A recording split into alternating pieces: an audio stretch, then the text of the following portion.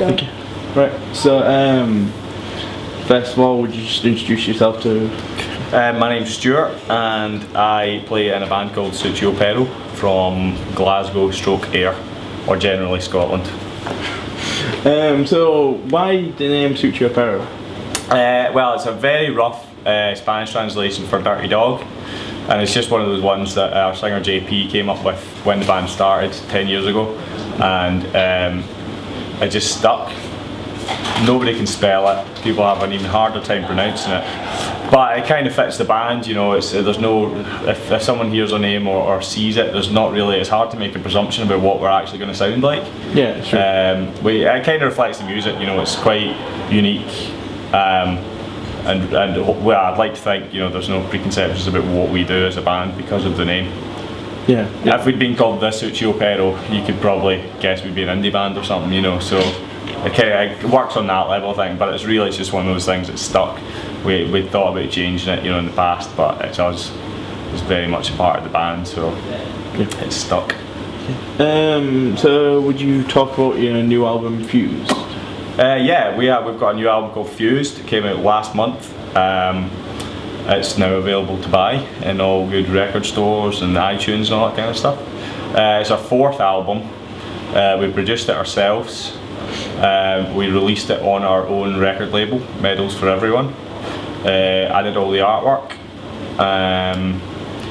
and yeah, it was just it's a new record. It's quite heavy, I suppose. So you say you did all the artwork? Right? Yes. Yeah. I've seen it. I saw like a sort of sculpture of it looks similar to the album. Yeah, well, it's based on an installation by a Korean, I think he's Korean artist called, I think it's Sai Guo Kyang.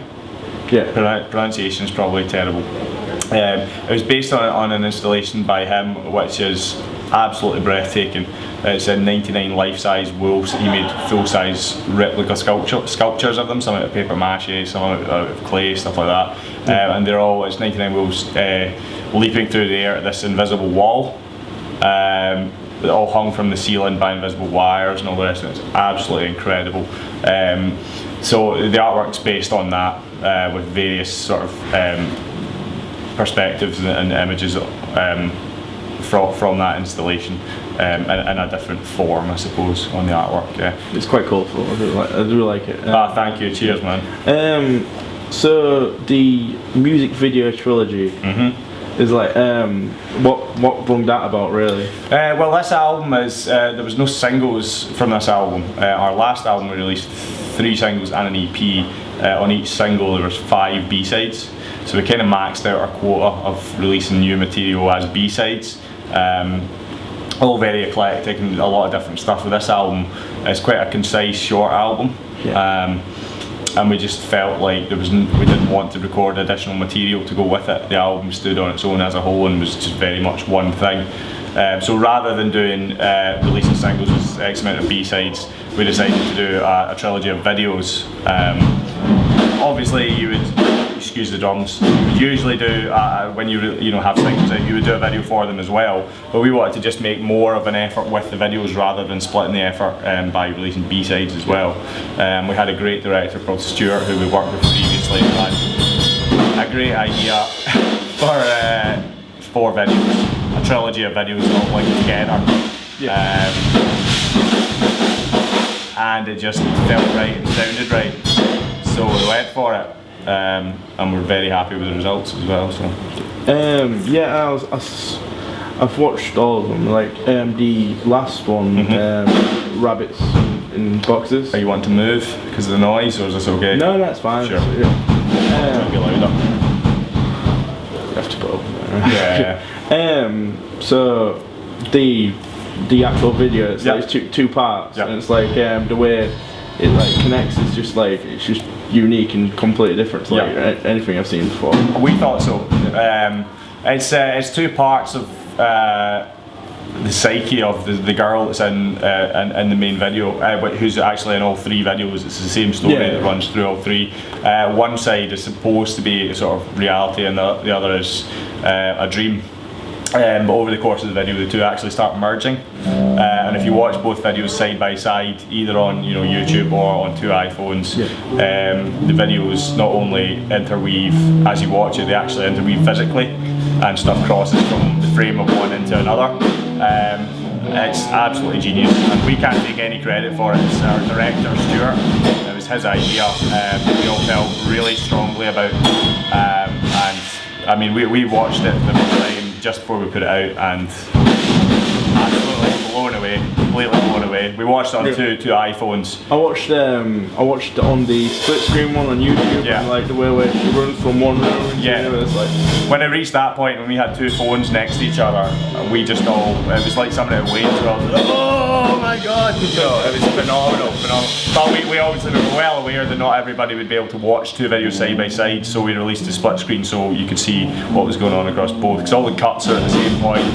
There's lots of little things that happen in one video that happen simultaneously in the next, which we didn't notice on first viewing either. If you need to watch it a few times to see all the genius stuff that he's done with the video, it's really, like, we're really proud of him. I've watched it a few times. So like, I'm a filmmaker myself, so I've been watching it just like as a filmmaker's perspective as well. Yeah. And I just like the way when it's smirky, it's smirky in the dream as well. It's really well done. We're incredibly proud of it, and forever grateful to Stuart, our director, for making it work and putting in so much effort.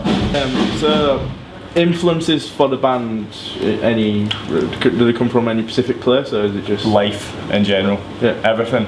I think JP I think I could speak for him a little bit in that, very much his home, his friends, his family, and all the things that go on around him are what inspire him to write songs. It's just something that he does.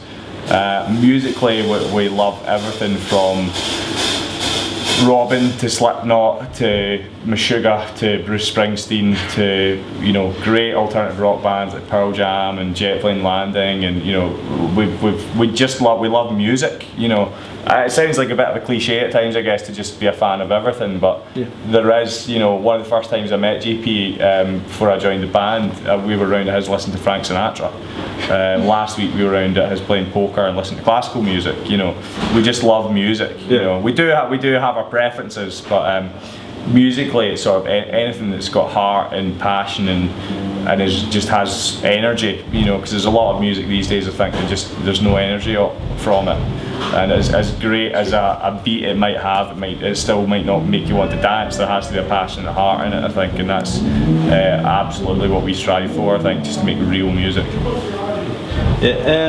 So what's it been like on the road this time? It's been great. It can be very hard for us as a small independent band to tour sometimes, which is why we don't tour as much as we would like. But when we do, we're constantly surprised by the reaction and reception we've had. On this tour, obviously, we're out touring a new record and playing a lot of new songs from it.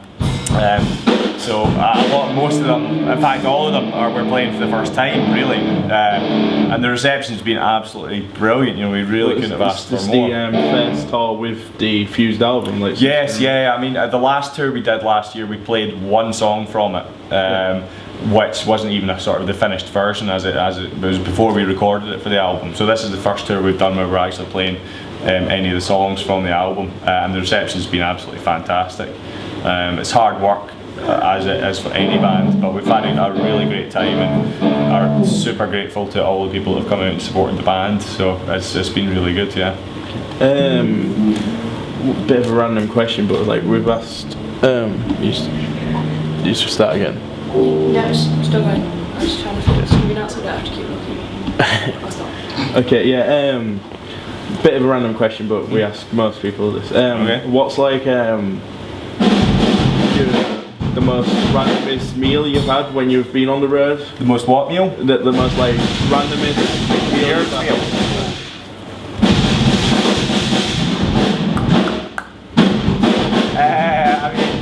We don't eat a lot of weird stuff, I guess. I'm trying to think what would be weird.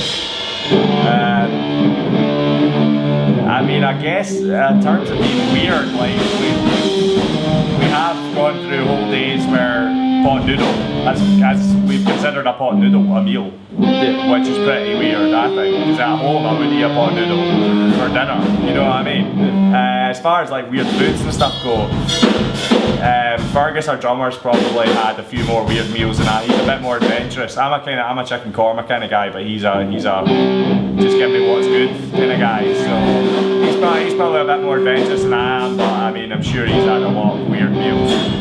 Well, budgeted meals. What's that? Budgeted meals. Like what was it? We was talking to Bird tomorrow, do you remember? They was on about that. They're basically their favourite day was a Dorito sandwich packed full of ketchup. Oh right, is that count? We do that every night. We have crisp sandwiches with like cheese onion crisps with ranch dressing on them. Just like if there's any food in the rider that's edible, we'll put it together and eat it in one, because we'd rather save time and eat than and get down to playing. Then have bread on its own, then have a bag of crisps, then drink some Caesar dressing, you know what I mean? So, weird sandwiches. Drink Caesar dressing. Well, whatever's on, if it's in the rider and you can make a sandwich, if you can put it in bread, we'll eat it as a sandwich. So, final question, you got any future plans? Keep on rocking. Like we're just gonna keep making music. We'll be back out on tour hopefully like earlier next year. We'll maybe be releasing another couple of things from this album. I know I said we wouldn't be doing singles, but we might try and do an EP of some sort with some new songs. And after that, just making music and playing. Hopefully, I mean, in an ideal world, we would love to get the money together and release another record next year. But these things always take time and a bit of planning, more for most bands, but we usually just get together and do it. But we'll see how it goes, and hopefully we'd like to do another record soon, so we'll get out, tour this record a bit more and hopefully get some more people to hear it and then work on a new one. That's good. Amazing. Well, thanks for your time anyways. Thank you, cheers, thanks.